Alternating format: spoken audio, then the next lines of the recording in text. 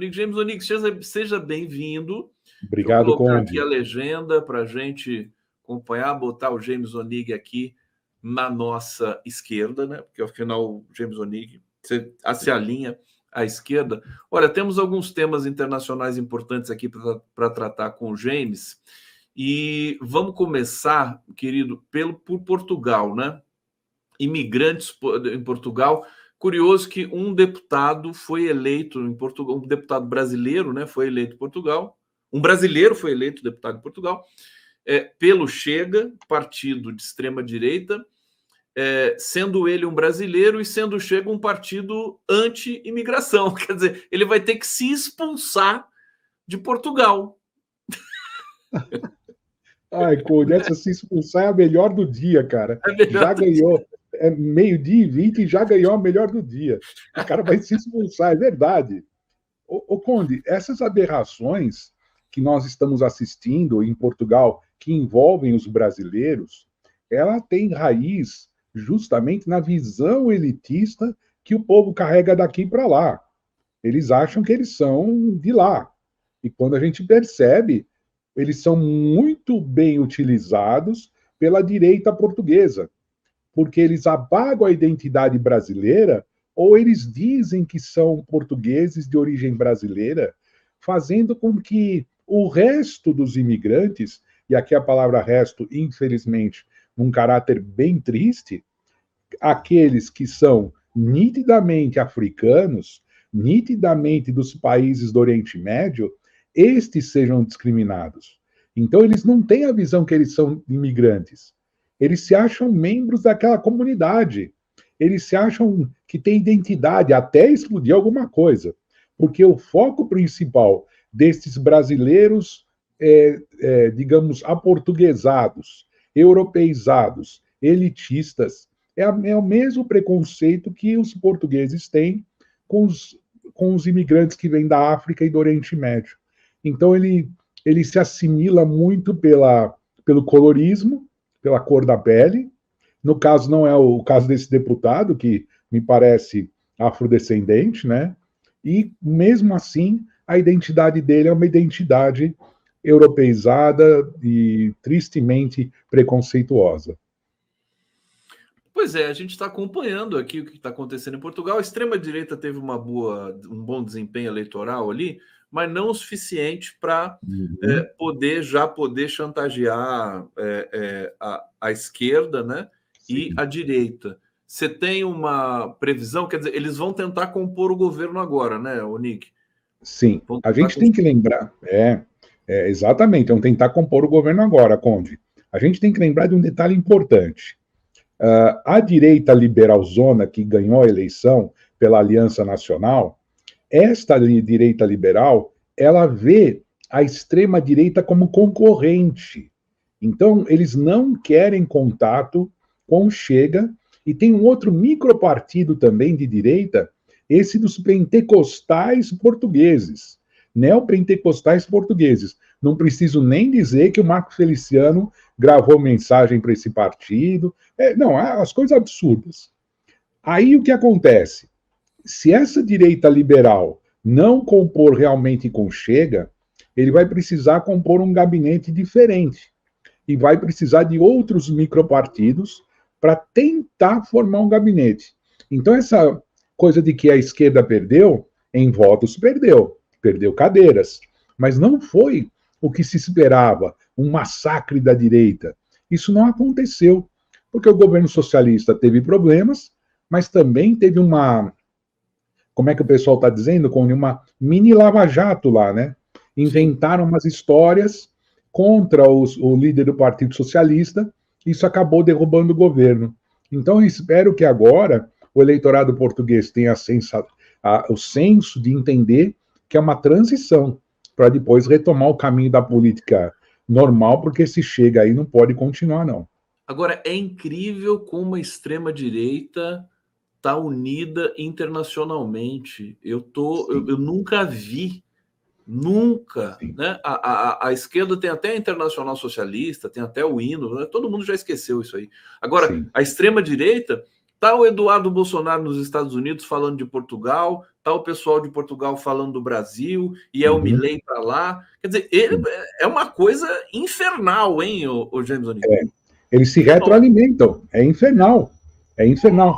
Eles se retroalimentam. O que significa retroalimentar? Eles têm um conjunto de códigos, apito de cachorro, né, que eles falam, Sim. que quando fala, todos começam a falar. Quem é esse cara do Chega, esse maldito Bittencourt, aí sei lá o quê, para falar que o Lula não vai entrar, não, vai entrar em Portugal? E outras coisas, eles usam esse código de atacar a maior figura de esquerda do mundo, que é o Lula, né? Exatamente. Então o cara nem sabe do Lula, ele ataca para demarcar território e ganhar engajamento, né, o Nigel? Exatamente. Só quem não enxergou nas últimas semanas o que aconteceu. O filho do Bozo, o Netanyahu, o ministro israelense, e agora esse energúmeno aí português, que resolveu decretar que se ele chegar ao governo, ele vai impedir a entrada do Lula. Ora, pode ter todos os problemas com Lula, discordar, não tem problema algum. Mas fazer esse tipo de perseguição é ridículo, Conde. E aconteceu isso... Perdão, Conde, desculpa te interromper. Pode falar. Isso aconteceu também na Espanha, né, Conde? Que a direita saiu comemorando, achando que ia formar governo. Quando chegou na última hora, eles tiveram que tentar compor com as direitas regionais da Catalunha, de outras regiões, não conseguiram, e o Sanches voltou ao governo, conduzido então para um novo turno do Partido Social Operário Espanhol. James O'Neill, sempre bom. O Zé Carlos Faria está dando aqui já a saudação para você. Ô, meu amigo Zé. Saudações tricolores ao grande mosqueteiro O'Neill. Não sabia que você era mosqueteiro. Você é mosqueteiro? Corintiano, dos mosqueteiros corintianos. Não, corintiano sempre é mosqueteiro. Claro, claro. É que eu não sou corintiano, então não estou familiarizado com esses signos. Diogo, você viu o que o Trump falou ontem? Que a primeira coisa que ele vai fazer se for eleito vai ser soltar os presos do 6 de janeiro. É o que o Bolsonaro está querendo fazer aqui, está pedindo anistia. Você vê que eles se conversam mesmo. Com certeza. É perfeito, Conde, a sintonia deles. Por que essa perfeita sintonia acontece? Porque, na verdade, o que o Trump quer é mudar o padrão da política americana. A gente sabe que os Estados Unidos declinou bastante, né, Conde? O declínio americano é visto não só na economia, mas nas relações sociais. É uma situação muito complexa. É um país cheio de armas, você tem matanças, você tem um tipo de comportamento da classe média muito arrogante, eles são muito ensimesmados. E o Trump se identifica com esse tipo de discurso, e os eleitores dele não querem mais saber dessa política que conduziu os Estados Unidos a essa posição. Essa posição que eu digo de destaque no mundo. Mas eles querem justamente alterar tudo, e essa alteração para baixo, para derrubar de vez os valores da democracia e estabelecer esse cara como ditador. Quando ele diz isso, é uma coisa muito clara, a gente tem que entender isso.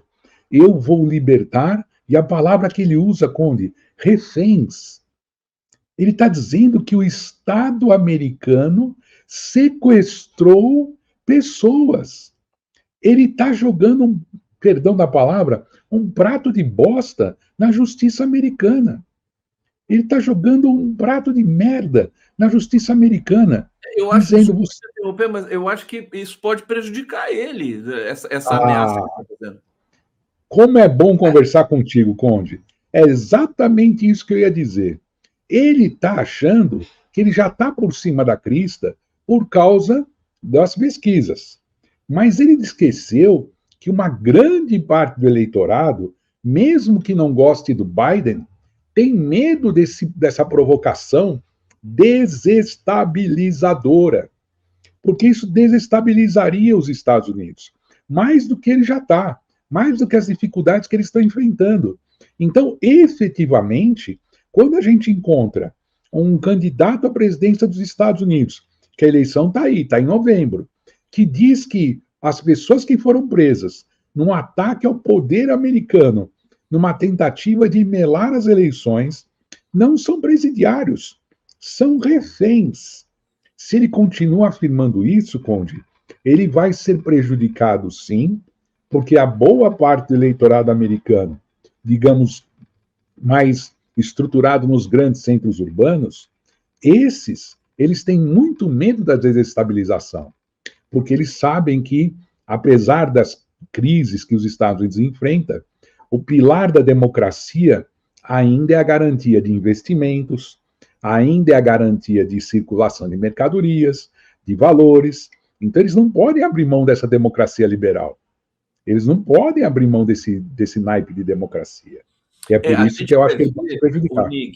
A prova dos 9 nessas eleições, né, nos Estados Unidos, eu, francamente, sou pessimista com relação a isso, para ver se a população estadunidense, sempre referenciada como alguém que preza os valores liberais e tudo mais, se de fato eles vão conseguir sustentar isso, porque é assustador o que o Trump está ameaçando fazer. E eu queria também te ouvir o seguinte, ele tem uma consequência direta no Brasil, porque o Brasil está prendendo, nesse momento, os terroristas ali do 8 de janeiro, está prendendo aos poucos, né? Acho que já são mais de 130 presos. Nos Estados Unidos, se não me engano, são 500 que foram presos ali do Capitólio. E é bom o Alexandre de Moraes, o STF, enfim, o Estado brasileiro como um todo, colocar as barbas de molho, porque se demorar muito, né, essa prisão aí do Bolsonaro e tudo mais, a coisa pode começar a ficar complicada, né, Onig? O que você pensa sobre isso? Muito bem colocado, Conde. O que acontece é que esses fascínoras, esses energúmenos que podem entrar no poder na Casa Branca junto com Trump, podem absorver a bandeira de uma democracia que eles acham que é democracia e começar a pichar na opinião pública internacional que nós temos uma ditadura aqui, como já fazem. Então, isso passaria a ser discurso oficial. O que a direita americana, alguns deputados, alguns aliados de Trump, dizem que o Brasil está passando por uma ditadura, estão prendendo gente, não tem liberdade de expressão, que não existe nem de perto isso, vão começar a falar oficialmente em nome dos Estados Unidos. Que isso não pode acontecer e as pressões começam a migrar do campo político para o campo econômico, e aí sim podemos ter um problema. Aí sim podemos ter um problema. Para tentar amenizar isso, o Trump, na verdade, ele fica muito na superfície desses problemas. Então ele fala e não efetiva. Ele larga um pouco a ideia, porque ele sabe que ele não pode intervir nos assuntos internos de outros países. Mas, como você bem lembrou no começo da sua fala, tudo vai depender da boa vontade do eleitor americano.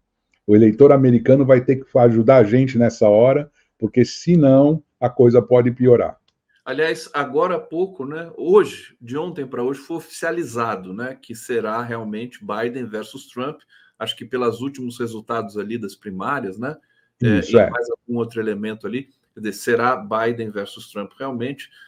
Não sei se alguém tinha esperança de que mudasse algum candidato, no caso, o Biden, né? Agora, o problema é que o Biden é um candidato difícil, né? Assim, para esse sonho americano, né? Aspas, fazer valer a sua força, né? Porque ele é uma figura que está assim cansada, né? A economia, eu não sei se a economia americana, parece que a economia americana está indo bem, mas os americanos não identificam isso com o Biden, né? Isso, agora é a principal tarefa para reverter esta imagem que o Biden passou de e realmente titubearam, né? Em assuntos internacionais, titubearam muito. Mandar ajuda para a Ucrânia em declínio, que não consegue avançar em cima das forças russas. Tentar estabelecer posições muito favoráveis a Israel no começo do conflito, mandando navios de grande porte para proteger Israel de um possível ataque do Irã ou do Hezbollah, isso comprometeu muito a política externa dele. E agora ele vai ter que se ancorar na política interna, onde o desemprego é baixo, porém a qualidade do emprego não é boa, né, Conde? A gente sabe muito bem que as famílias classe média americanas, cada cidadão tem 1 ou 2 empregos para poder segurar as contas. As questões sociais deram uma revertida com ajudas que o governo americano soltou para as classes menos favorecidas, e a indústria americana conseguiu se recompor um pouco. Então, a economia dos Estados Unidos voltou a um patamar de estabilização. Então, a campanha do Biden vai ter que recorrer a esse discurso, e agora com um grande mote que o próprio Trump deu, que é: eu vou soltar todo mundo. Porque aí, quando se fala eu vou soltar todo mundo, o que o americano médio pode pensar? Esse cara vai soltar presidiário. E a gente sabe que o sistema prisional americano é um dos mais ferozes do mundo. Bom, a Suprema Corte estadunidense, embora conservadora, deve estar bege, né? Eu adoro esse bege. Meu Deus, ele é o presidente, vai soltar, quer dizer, passa por cima de todo mundo, não tem justiça, não tem nada. É isso aí, essa extrema-direita não é mole, não. Olha, meus amores, meus queridos aqui, o coletivo que está de olho aqui na nossa programação, sempre tão boa, sempre com uma audiência muito forte aqui. Hoje eu vou terminar um pouquinho antes, porque eu tenho um evento na sequência super importante. A gente vai receber uma representante do Ministério da Saúde da Palestina, diretamente da Cisjordânia. Ela vai falar da Cisjordânia. Nós vamos ter tradutora aqui conosco. Está aqui o convite para vocês. Olha, genocídio televisionado. Ela é a Sam Jaber e vai com a participação do Walid Rabah, que é o presidente da Federação Árabe Palestina no Brasil, Ana Bock e Marcos Ferreira. Vai ser muito bacana, vai ser daqui a pouco, às 13 horas. Para terminar, meu querido James Onig, o premier haitiano renunciou. Né? Tá uma coisa absolutamente sem controle no Haiti. Parece que são milhares de facções criminosas. Eles soltaram também 4 mil, seguindo o exemplo de Trump, né? Soltaram 4 mil integrantes de facções. Como é que está a situação no Haiti? Dá um panorama rápido para a gente, por favor. Sim, Conde. O Haiti, desde o governo da queda de Jean-Bertrand Aristide, que os Estados Unidos impediu que um político de esquerda governasse o país legitimamente eleito, o Haiti vem piorando os seus índices sociais, que já não eram bons. Então, a desestruturação política fez com que camadas médias da administração haitiana, do governo e das Forças Armadas fizessem jogo duplo. Eles estivessem no governo, mas também tivessem suas milícias, seus grupos particulares. E isso, Conde, criou uma política muito triste dentro do Haiti. Alguns deputados estão por trás das milícias, para controlar regiões, para controlar serviços. Então, há um joguete entre o gabinete, os deputados e as milícias. O que vem acontecendo é que o ex-atual primeiro-ministro, né, infelizmente, não teve mais sustentação, porque as milícias ganharam muita força, afagadas por alguns deputados eleitos para a Assembleia haitiana. Então, essas milícias agora se empoderaram, formaram um grupo chamado G9, das principais milícias, e esse grupo está se rivalizando com as Forças Armadas, controlando prédios públicos e soltando prisioneiros. E o que pode acontecer é, infelizmente, uma migração em massa de soldados do exército para as milícias. E aí há um desbaratamento das Forças Armadas, elas vão ficar abandonadas, e aí as milícias tomariam poder. Eu estou escrevendo um artigo, Conde, depois eu vou, na semana que vem eu trago para, se você puder divulgar, que eu estou trazendo uma ideia, um questionamento. O Haiti está se transformando num não país. Um não país. E por que eu estou trabalhando essa ideia? Porque você está fracionando o poder. E fracionar o poder em território, permitir a atuação de milícias, é um perigo enorme para qualquer nação. É um recado também para nós aqui do Brasil, porque as coisas pioraram também no que diz respeito ao crime organizado no Brasil e às facções, né? As facções brasileiras, Comando Vermelho e PCC, devem ser as maiores do mundo nesse momento. Uma das né? maiores. As maiores do mundo.